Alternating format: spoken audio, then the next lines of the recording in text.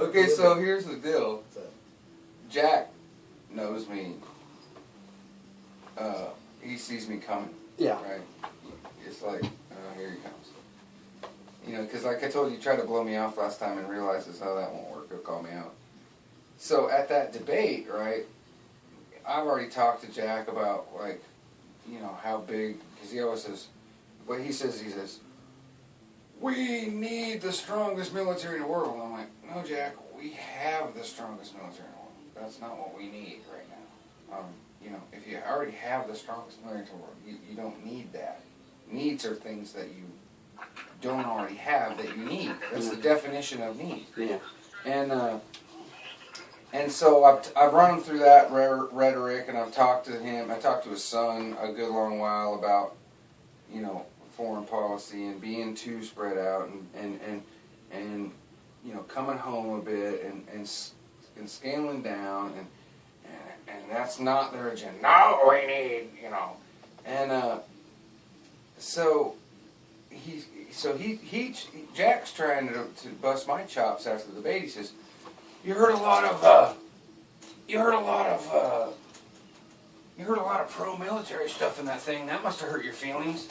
I'm like, no, Jack, not at all. I says, I'm 100% pro-military man. I'm just not pro-military industrial complex like you are.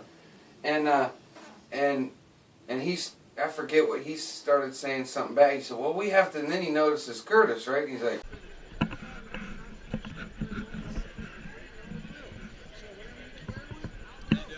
how's it going, sir? This is Curtis Simmons. He's Iraq Vets Against the War. And I'm like, oh yeah.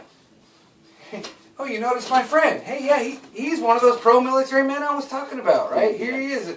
And he's like, oh, you mean you're friends with military? You know, in his mind, he's probably thinking, you mean you're friends with military guys? Yeah. I wouldn't think that was possible. Yeah.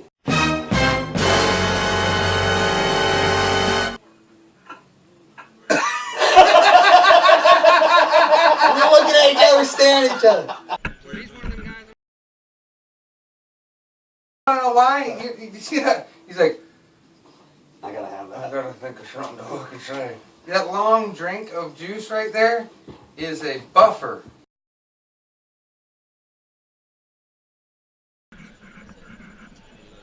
You know, yeah, you have me pegged completely the wrong way, dude. Yeah. You just don't get it. Yeah. You should probably listen to Grayson. Yeah. Talking about the suicides of returning vets and the minds of soldiers that you don't seem to give a freaking freak about, as long as you can get the big dollars pumped into the bases and the projects and the.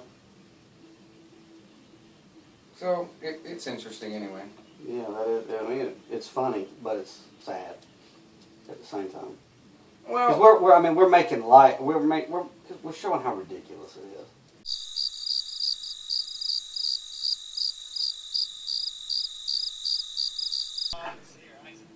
He's like, oh crap! How are you two friends? I'm so fucked. Let me It was like you threw the rabbit in the briar patch, dude. You son of a bitch.